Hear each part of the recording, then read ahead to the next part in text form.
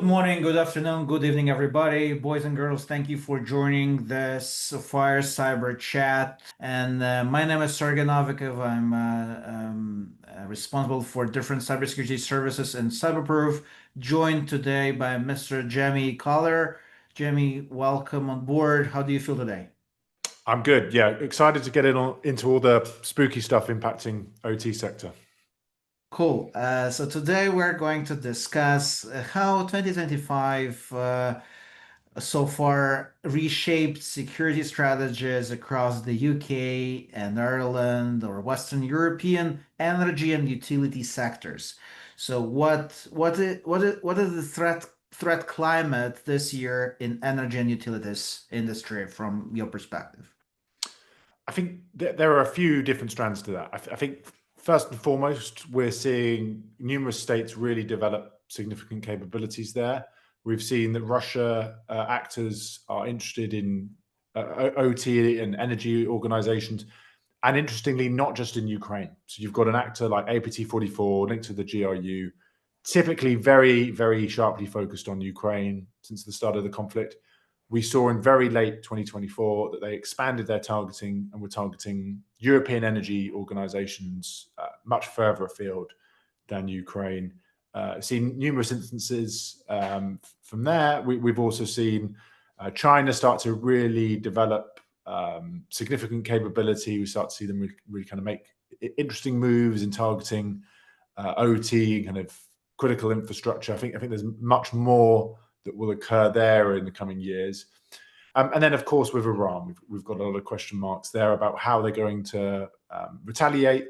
You've got actors like an actor we track as UNC 757 that's really developed many kind of long-term intrusions against critical infrastructure in the Middle East, often kind of targeting OT environments being a key objective.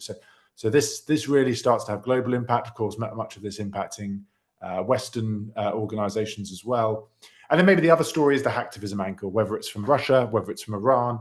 We start to see it's not just these kind of high-end states that are targeting OT with their capabilities, but actually these less sophisticated actors often going after pretty well-known misconfigurations and vulnerabilities, but by targeting OT systems, able to have a pretty dramatic impact in a way that we haven't seen these less sophisticated actors do in the past.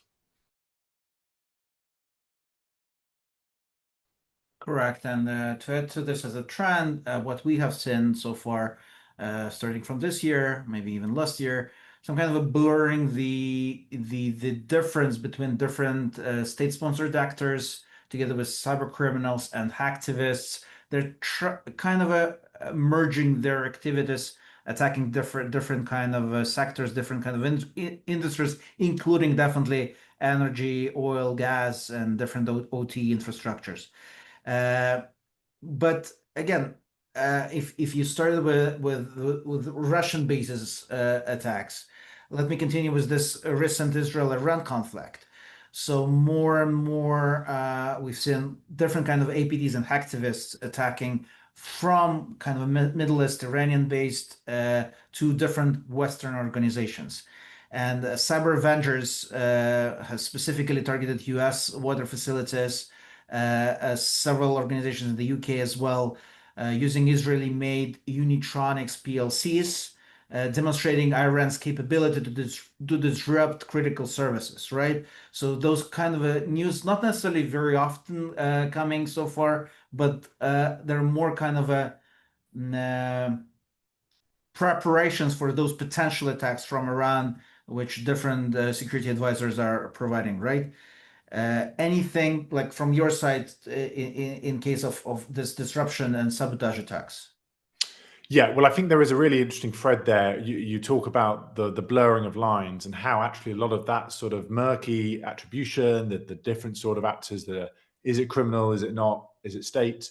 A lot of that now being directed to OT and actually conducting sabotage operations. We've seen that with Russia targeting Ukrainian telcos with criminal entities that have typically been used maybe in the past for kind of espionage style operations, now also being used for these sabotage operations. I think a lot of concern as well, of course, right now around Iran. We saw in the immediate aftermath of the conflict not a huge amount of activity, but then in the coming days, increasing levels of phishing operations, operations that looked like they were going to be deploying wiper malware. And we know that they've got those OT capabilities, some of that from a few years ago, but we're pretty confident that they have been tasked to continue developing a lot of those OT capabilities. And we see that playing out in the Middle East, and could certainly see that playing out in the West. I think on Iran, that murky attribution is really important. A lot of the disruptive or destructive operations against OT operate under the guise of cyber activism or hacktivism, if you like. That whether it's in Iran or Russia, often we're, if we're in the energy sector, we're targeted by an organization or a threat actor that appears low sophistication, but actually, is it linked to the GRU? Is it linked to an Iranian intelligence agency? And increasingly, we see a lot of that occurring. I think the key, one of the key takeaways for me, for perhaps it's a Western company that's worried about, say, Iran impacting their critical infrastructure, maybe the UK, US, etc., is we can learn from the past, where we know that they've got this destructive playbook where they relentlessly use wiper malware. So it's thinking about our defenses against wiper malware specifically. But we also know that Iran uses a huge amount of custom malware. We saw a 35% increase in the custom malware that they were using last year in 2024. So what that tells me is we need really up-to-date threat intelligence. That the custom malware that Iranian groups were using 12 months ago or even 6 months ago is going to look quite different than what we have today. So it's a really, not necessarily relying on reports that were written a year ago, really having an up-to-date understanding of what variants and malware and infrastructure, say, Iranian groups used in the last 3 months, and really shrinking those timelines and using that up-to-date information to build out a more proactive security posture to defend what's critical infrastructure, energy, OT systems, etc. You already started to give some kind of tips and recommendations from our side. Let me continue with this, saying that honestly, guys, while this kind of attacks haven't yet escalated into some kind of catastrophic outages, they show, or like the predictions of those kind of attacks, they show the sector's weak spots. So government agencies, different government agencies all around the world are using critical infrastructure operators to first disconnect ICS from public networks. I don't know, replace default passwords and enforce MFAs. Apply vendor patches promptly. Monitor access logs and reinforce incident response plans. As you said, using different cyber threat intelligence platforms and insights from those platforms. Pen testing, as always, and all of this kind of a topic. It's a timely reminder that even unsophisticated attacks can be like seriously threaten our energy and utilities infrastructure if basic security controls are missing. And as soon as it's like, again, kind of a legacy systems all over the industries, we need to think proactively how to protect against those disruptive attacks.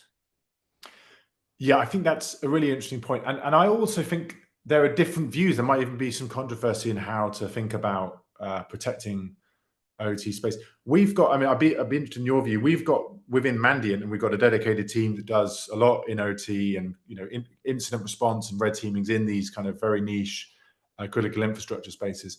We've got what we call our theory of 99, and what that says is effectively, 99% of the systems compromised will be IT systems. The 99% of the malware will be IT malware. The 99% of the forensics will be performed on IT systems. 99% of the detection opportunities will be on IT systems. And ultimately, it's seeing IT security as the first line of defense for OT. We've talked about these unsophisticated groups. They don't necessarily have really impressive OT native capabilities, OT malware. I think a lot of the time, frankly, they're targeting IT networks with really poor segmentation and inadvertently actually able to compromise OT systems or deploy, in the case of cyber criminal groups, deploying ransomware inadvertently onto OT rather than an overt deliberate attempt to target those systems. So I think there is a lot of value in seeing IT security as that first layer, having them really good segmentation, kind of taking that approach. But I don't know, maybe people are nervous about that approach. Maybe they think, actually, we need to spend a lot more of our budget thinking about OT, but it feels like a very awkward problem given, all the different kind of, or how dated a lot of this is. It might have very different kind of systems running, require a lot of very bespoke knowledge. So I feel that kind of fear of 99 is maybe quite a pragmatic, kind of hopefully quite kind of approachable way of looking at it. But maybe it also creates a bit of nervousness as well. I don't know if you've got thoughts on how you would kind of look at that IT OT balance of where you kind of put your resources.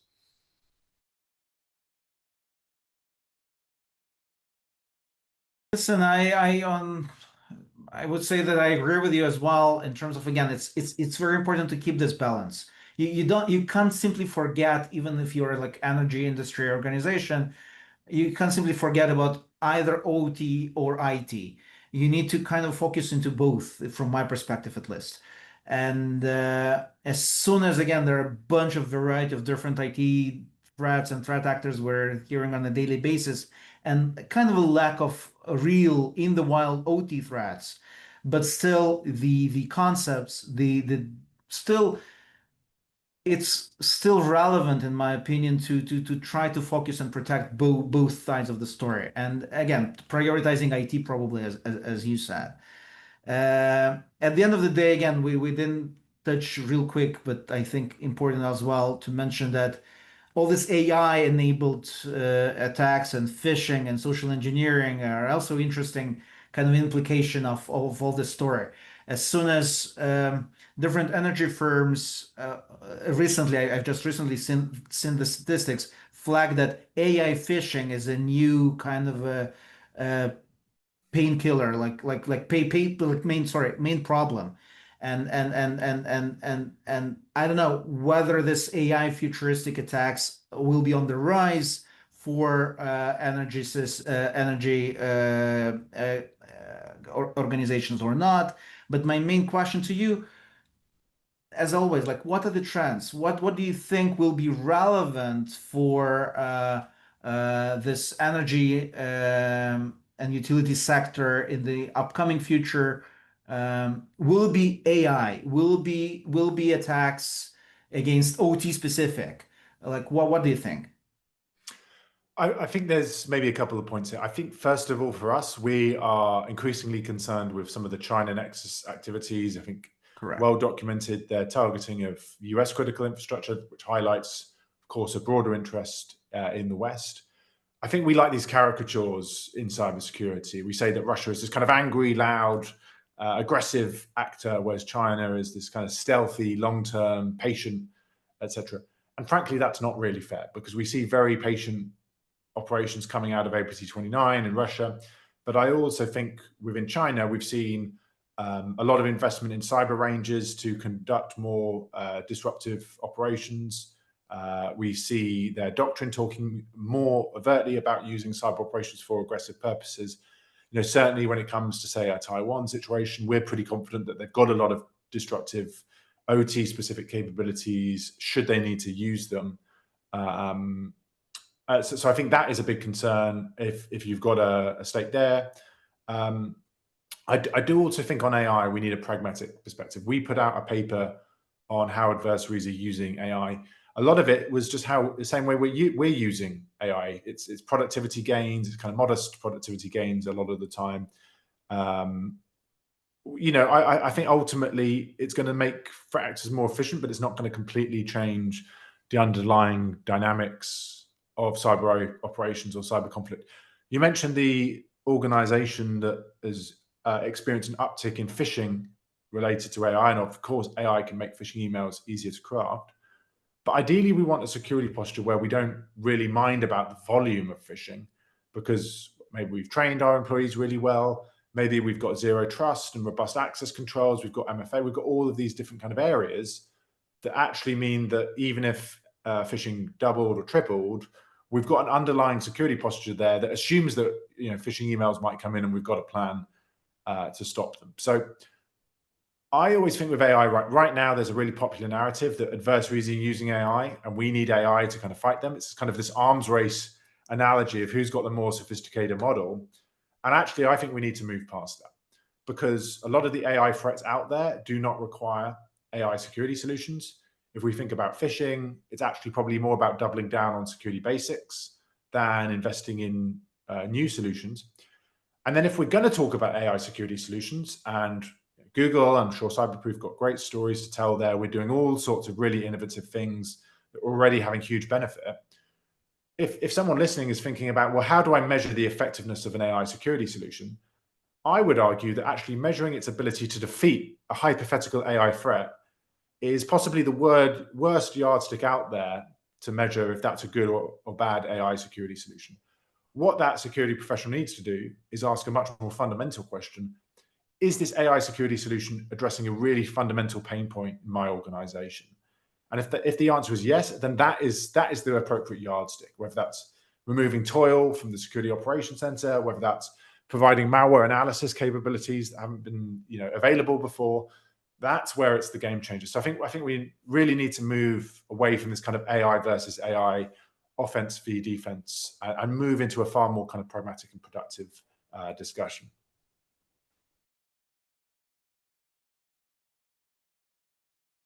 %100% agree. And to add to this, being proactive is still one of the most important things. And here is about what you've said about cyber threat intelligence, threat hunting, continuous exposure management solutions. All of those kind of a relevant kind of a tool services there become much more critical to protect any kind of industry, including energy and utilities. So, like, to sum it up, in my humble opinion, the sector is mission critical. Downtime impacts millions. Attacks are multidimensional, financially motivated, state-backed, hacktivists, AI augmented, as we discussed. So bottom line, at least from my side, lock down email, detect fast, operate resiliently, segment, train, test, zero trust, then test again. And with this kind of a message, I wanna say thank you very much for being with us today. Jamie, do you want to add something? No, I think maybe for me, I feel all of this comes down to observability. You've got all of this disparate, complex network, IT, OT, all of this sort of different areas, cloud now as well, that we've not talked about as much. If we've got observability, rather than trying to protect absolutely every endpoint, if we've got that observability, that's the way we look at it with Google. We've kind of seen, that is a way to then push all of that data into a central point and really start analyzing it that way and have some huge efficiencies. So I think that's a really kind of pragmatic way to address many of the challenges we've discussed.